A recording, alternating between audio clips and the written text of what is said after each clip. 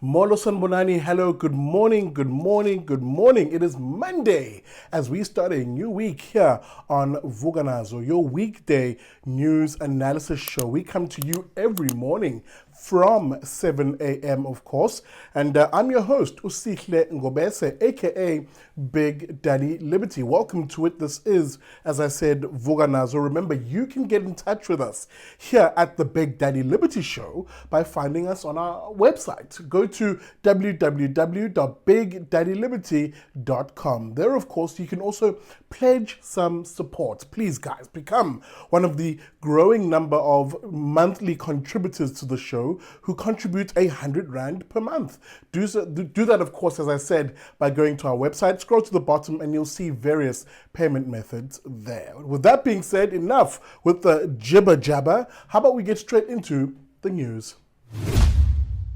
All right, we begin now in Cape Town Parliament, where, of course, the Financial and Fiscal Commission, that's a unit under the Public Enterprises Department, basically revealed a report detailing the amount of debt that state-owned enterprises or businesses that are run and owned by government basically have. And a staggering amount of debt, and indeed an increasing amount of debt reservicing that these SOEs cumulatively will be doing over the years. According to the report, the country's state-owned enterprises, the debt repayments will peak at about 24 billion rand in the 2025-26 year, of which, of that particular figure, government guarantees 17% of that, or in other words, will be coughing up 4 billion rand of that figure. Now remember, this is debt. This isn't money that's necessarily going into service delivery, providing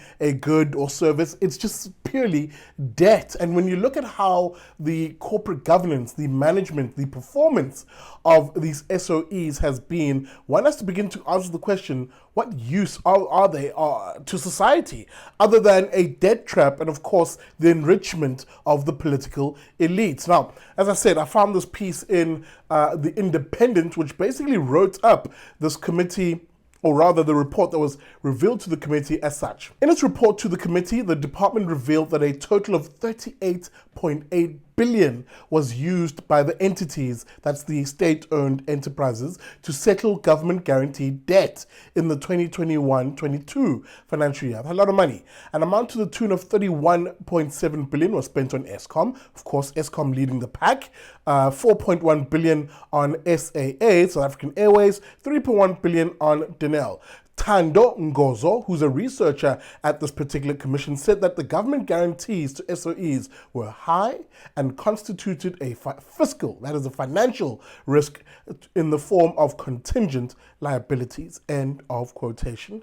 And she's absolutely correct. I don't know if Tando is a boy or a girl, but in any event, they're absolutely correct insofar as the amount of debt that these SOEs hold. I mean, Eskom, you saw there leading the pack. Eskom's overall debt, by the way, ballooning to about 400 billion rand the last time I saw it. That kind of debt levels are existential to the country's financial stability. Here's the simple underlying remedy to it all. Get rid of the state-owned enterprises. It is high time that politicians put aside their trashy ideology, which is leftist in nature and leftist love, of course, for government to control everything, to run all the businesses, to effectively do all the spending. Disavow that way of thinking and actually privatize these businesses, fob them off to the private sector who can, one, run them better, two, much more efficiently get rid of the debt without leeching from you, the taxpayer, and three, actually create value, the very thing that these SOEs are currently not doing. Privatization is the way out, not the current status quo of more state spending, more state largesse, and more state ownership. Empower the market, not politicians. All right, I take you to Boksburg now, a story which I came across last week on Friday and wanted to share today. 2 police officers in Boksburg gunned down in the middle of the night, effectively, as they were waiting on a mortuary van. That's after they were responding, of course. They were responding on our behalf to a crime scene of a unnatural or suspicious death. And as they were waiting for a mortuary van, a forensic pathology van, 3 men allegedly accosted them, ambushed them, shot and killed them, and then proceeded to steal their service pistols and bulletproof vests. Goodness me. The story, of course, is covered in News 24, which gives us a bit more details as to who these officers were, right? These were human beings. They have families right now who are absolutely grieving the loss of them, and who they are, as I said, the police spokesperson in that part of the world, Colonel Athlenda, Mate, basically saying that the officers were stationed at the Boksburg North police station. One of the officers was a 45-year-old sergeant with 18 years of experience. The other, a 29-year-old constable with 3 years of experience. Of course, the National Police Commissioner, General Fani Masemola, stating the obvious, that communities needed to work together to stop these police murders, end of quote. Now, of course, as I said, we also express our deepest and heartfelt condolences to the family. I've always said this, one has to separate issues. On this show, we're definitely in support of these men and women in blue who don these uniforms, who put on those bulletproof vests, who put on those side pistols and patrol. They go into the darkest, scariest, creepiest corners of our society in order to catch the worst of the worst, the most violent, criminally intent, criminally minded individuals. Of course, we should support the ordinary cops who patrol the beats. Separate issues, as I said, between the criticism I have for their useless management, their hapless management who effectively make the lives of ordinary cops difficult, and of course, the absolutely useless and frustrating nature of the asshat of a political leader that SAPS has, a one beggy, of course. One has to separate those issues because one is useless and the other is actually useful to us. The ordinary men in the street who are said who patrol our streets are the very useful component who uphold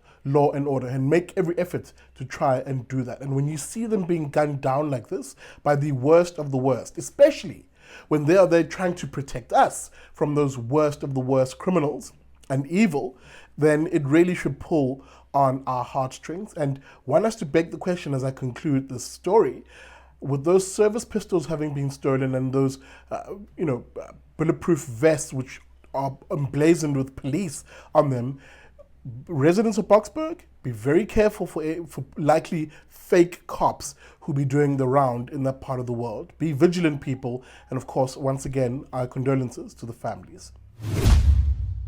All right, I take you now to Pretoria once again, which that particular administration is fighting land grabs once again. You remember we did a story a while back on Vuka Nazo of the rampant land grabs which were being encouraged by the EFF. Well, this time it seems the EFF's fingerprints may be all over this attempt in GA-RANKUWA, this time to grab land illegally. According to the mayor, of course, of the TSHWANE municipality, or of course Pretoria, Randall Williams, he's quoted in EWN as having said the following. Now, Randall Williams said that the party's, the EFF's PR councillor was found on the particular scene in GA-RANKUWA and it's believed had been responsible for the land grabs. The city, of course, demolished a number of structures and said that the EFF had failed in its attempt to administer land illegally. The city of TSHWANE is once again locking horns with the EFF in Pretoria, accusing the party of being behind the recent land invasions. Williams, the mayor, said that Metro Police were deployed to demolish the structures, but were then violently attacked by a group of people in EFF regalia, end of quote. Now, if any of this is true, once again, it once again highlights the absolute disgusting nature of the EFF. Disgusting in two ways.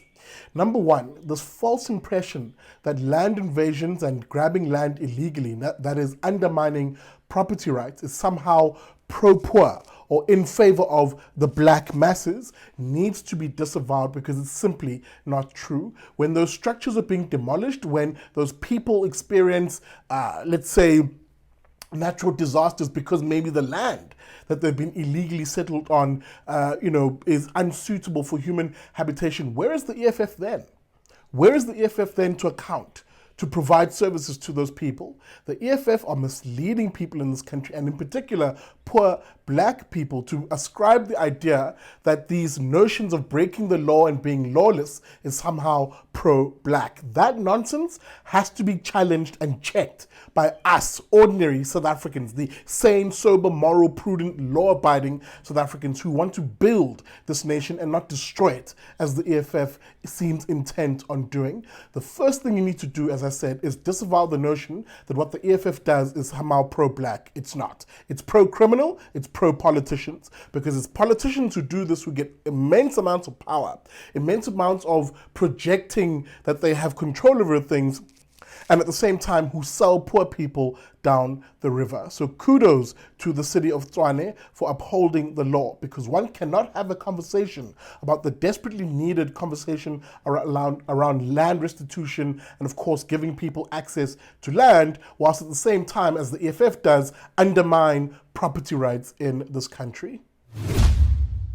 All right, that's it, folks, for this morning's Monday edition of Vuka Nazo. Do me a solid favor, please, whether you're watching this on YouTube or Facebook, like and share, please, the stream. I really, really encourage you to help me build my audience. And in particular, if you're watching on YouTube, subscribe to the channel, hit that bell notification so that every weekday from 7 a.m. you're notified when the show is on. Now, with that being said, get in touch with us on our website. It's super easy at www.bigdaddyliberty.com. And of course, with you beginning your news day here in the morning with us, how about you do yourself a favor and go check out the Daily Friend. Yes, our friends over at the Daily Friend who come to you every weekday, that's Monday to Thursday rather, from 1:30. They'll help you round up your news day. With that being said, thanks for watching. I'll see you tomorrow on Vuka Nazo.